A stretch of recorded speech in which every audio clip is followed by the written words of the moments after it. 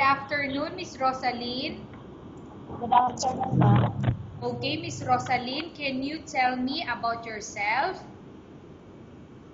I'm Rosalie Moniz, ma'am, 31 years old, married, and have 4 kids ready, ma'am. Okay, I have few questions for you to answer. So let's start. Why do you want to work as a maid?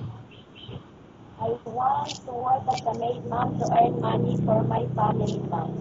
Why you choose Malaysia when there is a lot of other country? Because Malaysia is an Asian country, ma'am.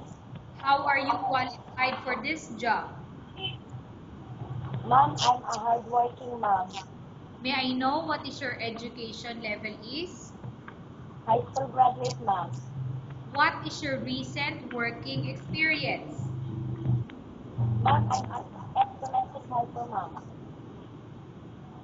Okay, have you worked abroad before? Yes, ma'am. Can you please tell the place and how many years and months you worked for? Ma'am, I'm worked in Singapore 1 year, 4 months, ma'am. Do you have experience of taking care of baby? Have, ma'am, my babies, ma'am. Okay. How about elder or older people? Do you have the experience to take care? Yes, ma'am. My Okay. employer's mother, ma'am. Okay. How old is the mother of the employer? 60, ma'am. 60 years old. Okay. Do you have any other special skills? I'm good in cooking, ma'am, cleaning the house, washing clothes, ma'am. Are you willing to learn skills? Miss Rosaline, are you willing to learn new skills? Yes, ma'am. Are you willing to work with a family where the mother-in-law or relatives stay together? Yes, ma'am. Currently, are you still working now? No, ma'am. Do you know how to cook? Yes, ma'am. What sort of food can you cook? Filipino dishes, ma'am. Okay, can you tell me what are those Filipino dishes that you can cook? Pinakbet, dinudo, adobo, and dinengdeng, ma'am. Okay, are you aware that you will have to do washing, cleaning, ironing, and cooking? Yes, ma'am. Okay, from all the house chores like cooking, cleaning, ironing, and washing, which do you like most? Cooking, ma'am. If ever you were selected to work in Malaysia, who will take care of your kids? My husband, ma'am. You are not allowed to use handphone or cell phone during working hours. Yes, ma'am.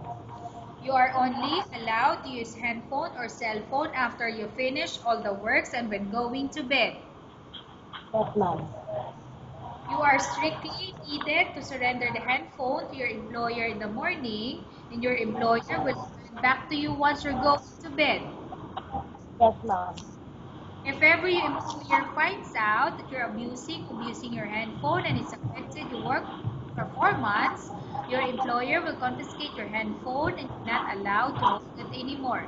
Instead, your Yes, employer ma'am. will allow you to call to your family 3 times in a month. You're only allowed to bring normal phone and you're not allowed to bring smartphone. Are you agreed for the terms and condition? Yes, ma'am. Are you agreed to the rules and regulation for the handphone? Yes, ma'am. How many years is the contract as you agreed and understand? 2 years, ma'am. Okay. Can you describe for me your ethics or your attitude? Ma'am, I'm a hardworking and honest woman, ma'am. Okay. How can you assure to us that you will work hard in Malaysia? I will finish my 2 years contract, ma'am.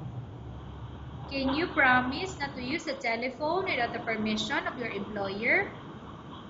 Yes, ma'am. Can you promise not to put properly while Miss Rosaline? Can you promise not to put on makeup but to dress properly while work? Yes, ma'am. Can you promise Not to invite friends and relatives without the consent of your employer? Yes, ma'am. Can you promise not to invite friends and relatives without the consent of your employer? Yes, ma'am. Can you promise not to ask for advance salary from your employer under any circumstances? Yes, ma'am. Do you really understand of the rules and regulation of the agency? Yes, ma'am. Do you pay any placement fee for you to come to Malaysia to work as a maid? No, ma'am. Do you have any history of sickness, example breast cancer or any other illness? No, ma'am. Do you suffer from any skin diseases, allergy or physical defect? No, ma'am. Have you suffered from any serious illness? No, ma'am. Do you smoke? No, ma'am. Do you have any tattoo in your body? No, ma'am. Do you take any prohibited drugs before? No, ma'am. Have you undergone any operation or surgery? No, ma'am. Are you medically fit? Yes, ma'am. Are you in any medication? No, ma'am. Are you allergic with any food? No, ma'am. Are you prepared to work with an employer of any race? Yes, ma'am. Are you prepared to eat the type of food taken by your employer? Yes, ma'am. Are you afraid of being left alone in the house? No, ma'am. Are you afraid of dogs or other pets? No, ma'am. Can you promise to work according to instruction from your employer? Yes, ma'am. Do you have any immediate family working in Malaysia? No, ma'am. Okay, Miss Rosalind, we have finished our question section. Let's go to case study. I have a case study for you and I want you to answer me truthfully. Upon arrival in Malaysia within 6 months, if ever any of your family members pass away, what will you do? Will you continue to work till finish your contract or you will go back? I will continue to work, ma'am, to finish my contract, ma'am.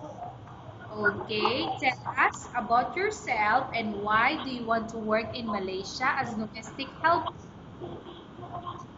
I'm Rosaline Morris, ma'am, 31 years old. I want to work as a maid to earn money for my kids, schooling of my kids, and to earn money for my family. Okay, Miss Rosaline, what do you want to tell to your employer who watching your video? Hello, ma'am, sir. Please feel free to work Malaysia so that I will earn money for my family. I will do my best to do my work, but I am a hardworking mom. Okay, thank you so much, Miss Rosaline. We will update your agency if there's any selection made by the employer. Thank you, ma'am.